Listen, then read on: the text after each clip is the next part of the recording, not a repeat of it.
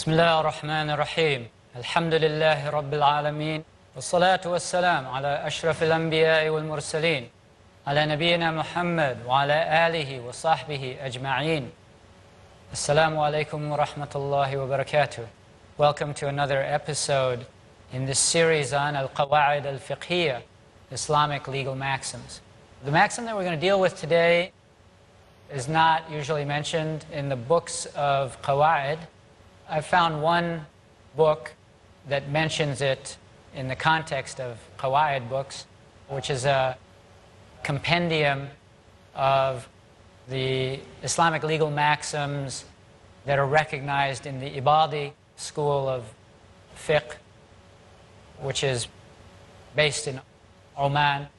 You know, they're a recognized school. They're not one of the four major ones. However, this principle, as a slogan, you see it mentioned here and there in books of fiqh of various juristic schools, various madhabs. So what this qaida says is لِلْأَجَلِ قِسْطٌ مِّنَ الثَّمَنِ. Deferment constitutes a part of the price. Okay, and this is particularly relevant to the practice of Islamic finance. If this principle is rejected, then you really can't run anything resembling an Islamic bank. So let's look at the key words of the maxim before we actually get into discussing the parameters of the maxim and the fiqh of the maxim. Ajal comes from the verb ajila ya'jalu, to hesitate or linger, and ajjala yu'ajjilu means to delay. Instead of hesitating oneself, to delay something else or postpone. Now, there's this other word which sounds, to a non-Arab, they sound the same. Ajjala yu'ajjilu, which means to speed up. So the difference between hamza and ayn can be quite confusing for non-Arabs. So ajal means an appointed time, a deadline. Can also mean a respite or a delay. And bil ajal means on credit. Another of the terms used here is qist, comes from the verb qassata yuqassitu, to distribute something. It's also used to mean to pay in installments. Qist means a share or a portion. And another of the terms in the Arabic qaida is thaman, which means cost, can also mean price or value. Now, there's a famous issue in contemporary Islamic economics. Does the Sharia recognize the time value of money? And there are some scholars who absolutely reject the concept of the time value of money.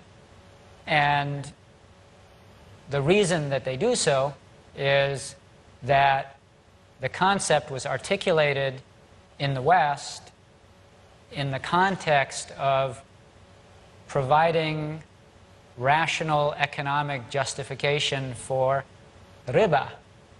So the way that the concept has been articulated is that when the lender forgoes the benefit of that money and allows someone else to take benefit from it, then it's only rightful that other party, when he repays it, that he gives something extra in compensation for the lender not having used that money for that period of time. So a famous early critic of that concept was Maulana Maududi. He wrote a book on riba in which he categorically stated that Islam rejects the concept of time value of money. And economists from that school of thought, that background, Jamaat Islami, they have upheld Maududi's view in that regard. It seems to me, and I'm basing this discussion largely on a research paper written by one of our associates at the institute that I work for, ISRA, Dr. Muhammad Feroz, that And he wrote his PhD on this concept, so he studied it in great depth, and would appear to be the case with regard to Maududi and the scholars who followed him in this, is that they looked at those Western writings, and because it was Western writings, then they refuted them, and they didn't really go back to the classical works of Islamic fiqh to see what was the classical position of scholars on the markup on a delayed payment. You know, that's when it's in the context of a sale. The seller is offering the good to the buyer, and he's saying, you know, he may not say it explicitly. I mean, this is an issue we're going to get into here, but it's known that the cash price for this item is 1,000, and he's allowing the person to pay over a period of a year. So he wants 1,500 as the price of this item. So, as we'll get into in the further discussion, the basic principle of a markup on a delayed payment sale was accepted by the four major schools of Islamic law. Now, going back to the issue of loans, there's a difference in the way the Sharia approaches exchange contracts and tabarru' contracts. Exchange contracts is where each party is looking out for his own benefit, and so the Sharia steps in and says there must be justice here. When a contract is a tabarru' contract of benevolence, where one party is foregoing some benefit in order to help another party, then the attitude of the Sharia in that case is different. To be very strict about the issue of unequal exchange, if you were to look at even a non-interest bearing loan, qard hasan, if you were to classify that as an exchange contract, well, I gave you 1,000 today and you're giving me 1,000 back in a year. If that were an exchange contract, that would be haram. 1,000 for 1,000? Well, you know, I'm getting back the same that I gave. Why shouldn't that be lawful? The reason that it's not lawful, and this is intricate and detailed issue, so bear with me here.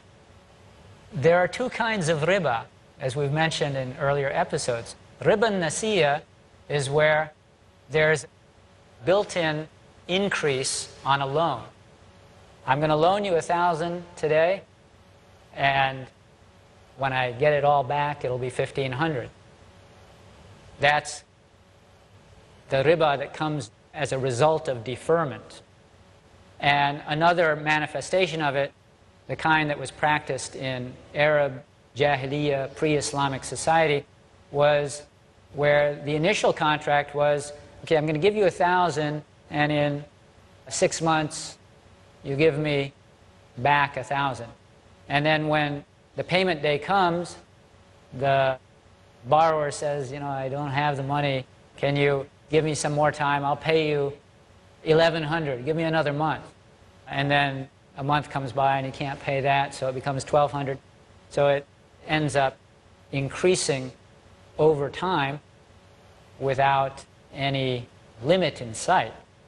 So when Islam came, that was the kind of riba that people were familiar with. This kind where initially there is no markup, but then failure to pay leads to an increase, and it's, in theory, unlimited. It just keeps getting bigger as time goes on.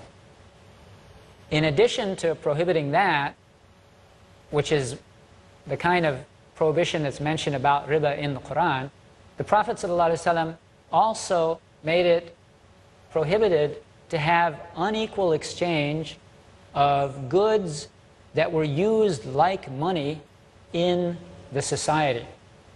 Obviously, gold for gold and silver for silver.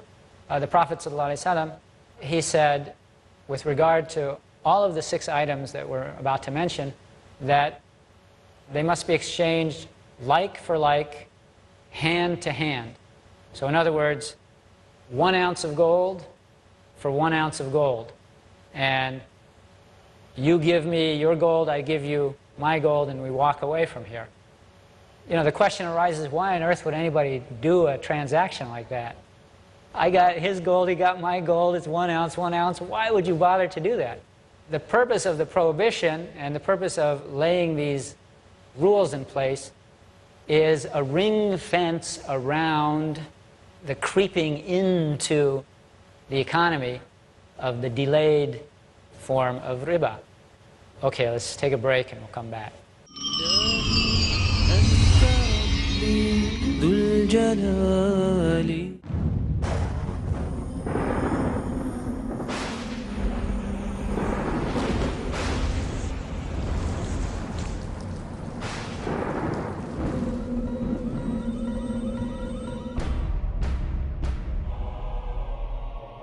At the time of Nuh, peace be upon him, the floods swept the entire earth,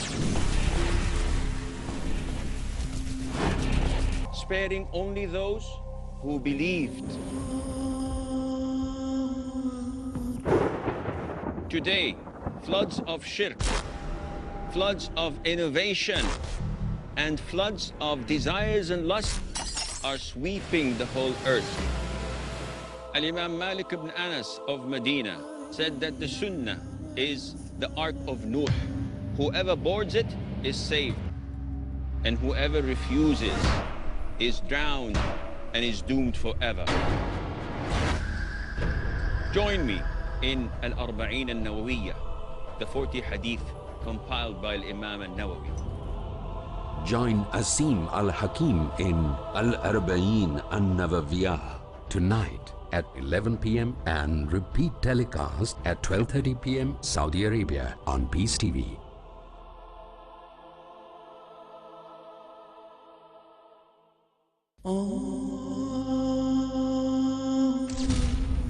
We are not addicted to dawah. Addiction implies a short-term fix. One doesn't need to get into the zone to talk about Islam. You do dawah because it is a natural result of your commitment to Allah. If you don't talk, people are going to walk.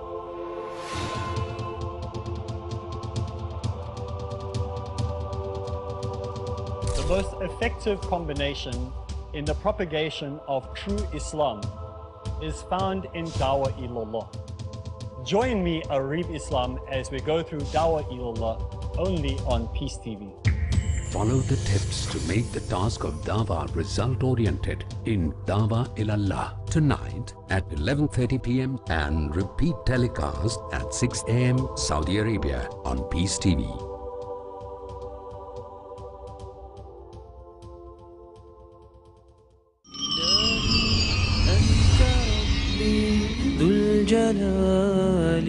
Assalamu alaikum wa rahmatullah. Welcome back. So we're discussing the issue of ribal fadl. The Prophet ﷺ, he prohibited an exchange of gold, for instance, where the exchange doesn't take place immediately. So I give you my gold right now, and you're going to give me your gold next month. No, you cannot. So if we look back at the definition of a qard hasan, if that qard was an exchange contract, it would be unlawful, because the lender is giving 1,000 today, and the borrower is giving 1,000 sometime in the future. So for exchange contracts, that is not allowed. Because a qard is a tabarru contract, a charitable contract, a benevolent contract, then this rule doesn't apply, because the motive is different. And with regard to exchanges of gold for silver, now there the amounts can differ, because gold is more valuable than silver, obviously. So, 1 ounce of gold may be worth 1,600 US, so right now I think it's around 1,300, 1,400. an ounce of silver may be worth only 30 or 40 US dollars. So you'd have to give a lot more silver in order to make the deal worthwhile for the seller of the gold. And that's perfectly okay. But still, the Prophet ﷺ said that kind of a deal has to be concluded in the contract session. You can't give an ounce of gold today and the other side says, okay, I'll pay you 30 ounces in a month. Now, why is that? Ibn al-Humam, the great Egyptian Hanafi scholar, who many say reached the level of ijtihad, he said, من تأمين المماثل المساواة في التقابض فإن للحال مزية على المؤخر. Perfect equivalence includes taking possession at the same time. That is because present possession is superior to deferred possession.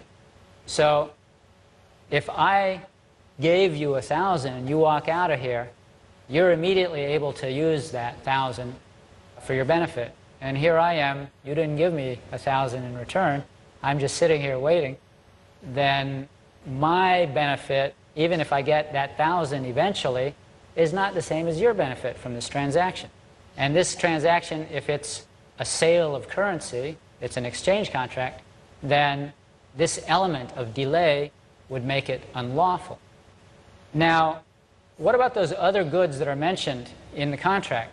You have salt for salt, wheat for wheat, barley for barley, and dates for dates. Now, why are these particular goods mentioned? People used other commodities as money. If you look at the English word salary, what's the linguistic root of salary?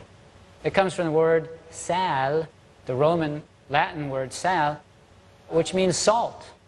In ancient times, salt was more valuable weight for weight than gold.